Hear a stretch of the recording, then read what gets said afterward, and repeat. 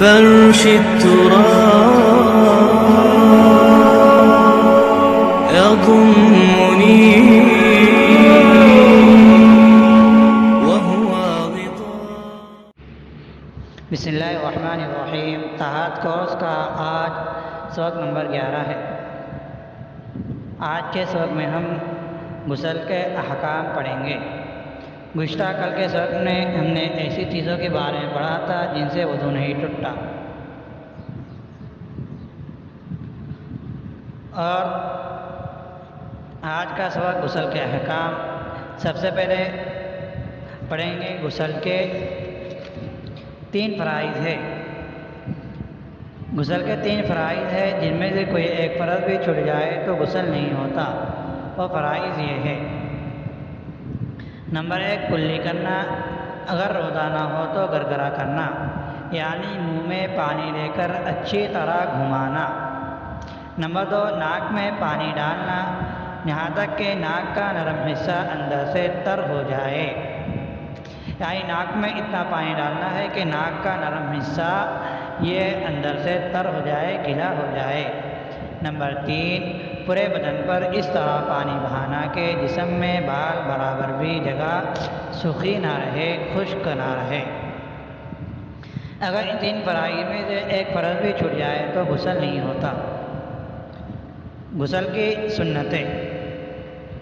غسل میں چند باتوں کا خیال رکھنا سنت ہے کہ غسل کرنے والے شخص کو چاہیے کہ ان امور کا خیال رکھے تاکہ اس کا غسل کامل طریقے پر مکمل ہو جائے، انجام پائے. نمبر 1 غسل شروع کرنے سے پہلے بسم اللہ آخر تک پڑھے.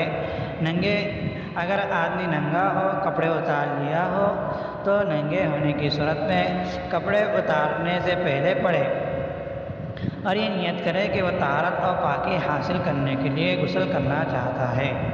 نمبر 2 سب سے پہلے وضو کی طرح یہاں بھی اپنے دونوں ہاتھوں گھٹوں تک دھوئے. نمبر 3 اگر بدن یا کپڑوں پر نجاست لگی ہوئی ہو تو غسل کرنے سے پہلے نجاست دھو ڈالے. نمبر 4 غسل کرنے سے پہلے مسنون طریقے سے وضو کرے. اگر کسی ایسی نشیبی نچلی جگہ میں کھڑے ہو کر غسل کر رہا ہے جہاں پانی جمع ہو رہا ہے تو پھر وضو میں ابھی پاؤں نہ دھوئے بلکہ غسل سے فارغ ہو کر دھوئے. یا ایسے غسل خانے میں، حمام میں غسل کر رہا ہے جہاں پر پانی جمع ہوتا ہو تو پھر پہلے پیر نہ وضو کے دوران پیر نہ دھوئے بلکہ جب غسل مکمل ہو جائے تو اس وقت پیر دھوئے.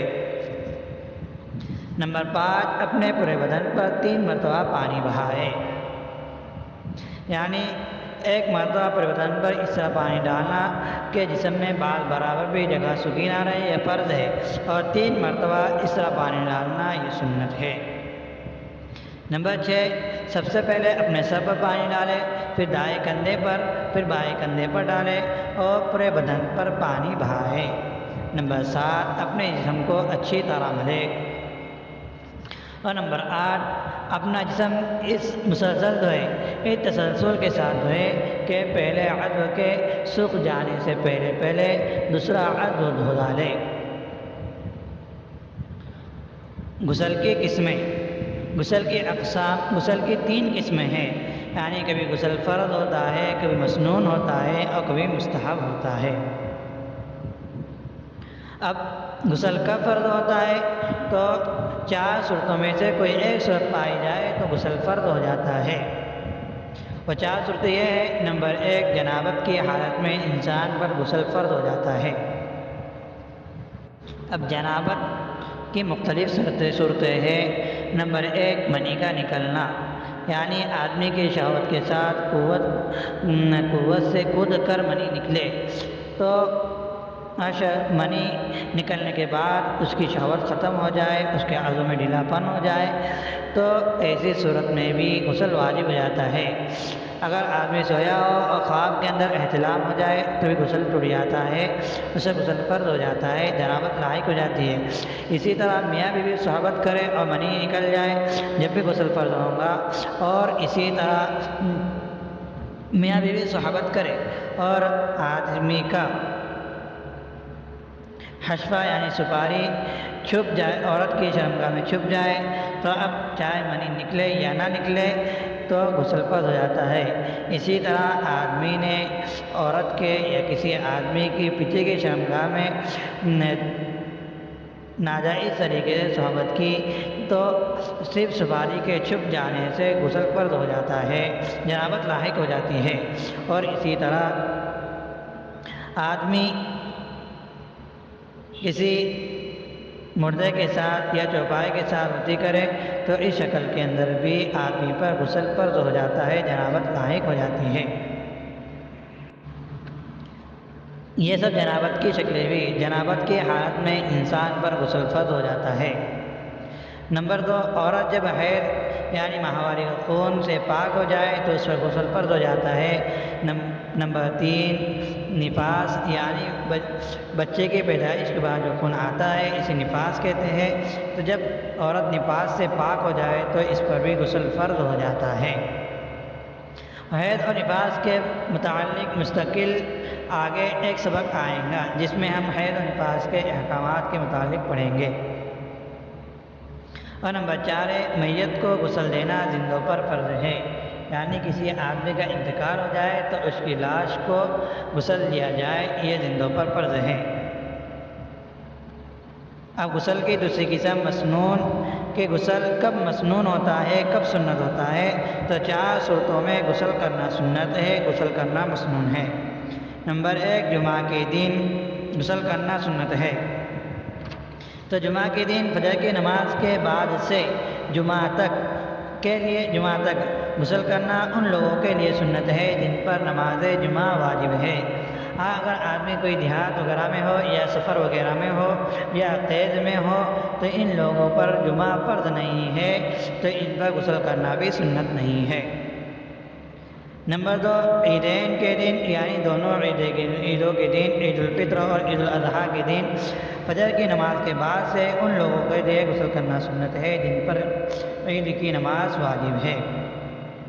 نمبر 3، حج یا عمرے کا احرام باندھنے کے لیے غسل کرنا مسنون ہے، یعنی جو آدمی حج کرنے جا رہا ہو یا عمرہ کرنے جا رہا ہو اور اسے اب احرام باندھنا ہے تو احرام باندھنے کے لیے غسل کرنا سنت ہے۔ نمبر 4، حج کرنے والے شخص کے لیے یعنی جو شخص حج کر رہا ہو تو اس کے لیے عرفہ کے دن یعنی 9 ذی الحجہ کے دن زوال کے بعد غسل کرنا سنت ہے۔ اب غسل کی تیسری قسم غسل مستحب کب ہوتا ہے، تو چند صورتوں میں غسل کرنا مستحب ہے، یعنی کرے ثواب ہے، نہیں کرے تو کوئی گناہ نہیں۔ نمبر 1، شب برات یعنی 15ویں شعبان کی رات کو غسل کرنا مستحب ہوتا ہے۔ نمبر 2، شب قدر کی رات میں اس شخص کے لیے غسل کرنا مستحب ہے جس کو شب قدر معلوم ہو گئی ہو۔ نمبر 3، سورج گرہن اور چاند گرہن یعنی کسوف اور خسوف کی نماز کے لیے غسل کرنا مستحب ہے۔ نمبر 4، صلاۃ الاستسقاء یعنی بارش طلب کرنے کے لیے جو نماز ادا کی جاتی ہے اس کے لیے غسل کرنا مستحب ہے۔ نمبر 5، خوف اور گھبراہٹ کے وقت غسل کرنا مستحب ہے۔ نمبر 6، تاریکی اندھیرا چھائے جانے کی صورت میں غسل کرنا مستحب ہے۔ نمبر 7، سخت آندھی کے موقع پر، ہوا طوفان کے موقع پر غسل کرنا مستحب ہے۔ نمبر 8، عام محفل میں جانے کے لیے غسل کرنا مستحب ہے۔ نمبر 9، نئے کپڑے پہننے کے لیے غسل کرنا مستحب ہے۔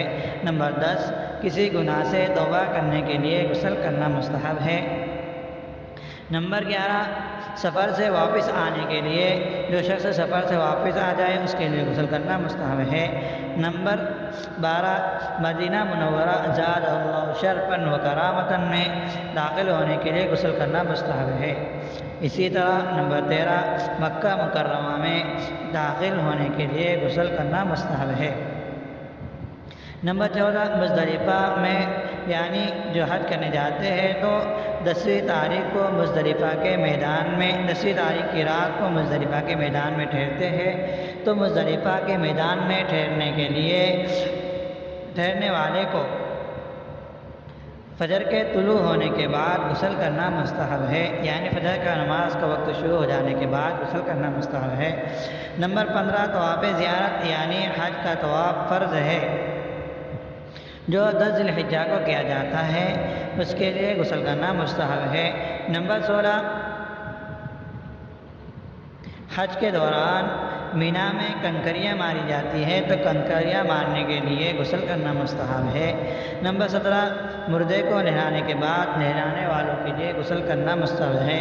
نمبر 18 جس شخص کا جنون ختم ہو جائے یا بے ہوشی اور نشہ ختم ہو جائے اس کے لیے غسل کرنا مستحب ہے۔ نمبر 19 اگر کافر ہو اسلام لا رہا ہے تو اسلام لانے کے لیے غسل کرنا مستحب ہے، لیکن اگر کافر پہلے سے جنبی ہے تو ابھی غسل کرنا مستحب ہے۔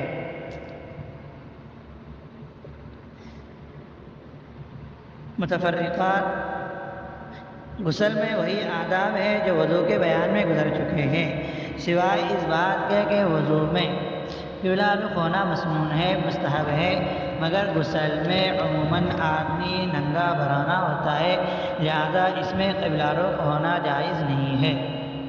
یعنی آدمی بھرانا ہو بغیر کپڑے کے ہو تو اسے قبلہ رخ قبلے کی طرف کرنا یا قبلے کی طرف پیٹ کرنا جائز نہیں ہے۔ نمبر 2 اسی طرح جو چیزیں وضو میں مکروہ ہے اور ناپسندیدہ ہے، اسی طرح وہی چیزیں غسل میں بھی ناپسندیدہ ہے۔ البتہ غسل میں اس بات کا اضافہ ہے کہ وضو میں دعا پڑھنا مستحب ہے، لیکن غسل میں کوئی دعا وغیرہ نہیں ہے اور غسل کے وقت دعا پڑھنا مکروہ ہے۔ اور نمبر 3 اگر کسی شخص نے غسل کے دوران کلی نہیں کی، البتہ منہ بھر کر پانی پی لیا اور سارے منہ میں اچھی طرح پانی پہنچ گیا، تب بھی اس کا غسل فرض ادا ہو گیا، کیونکہ اصل مقصود تک منہ میں پانی پہنچانا ہے۔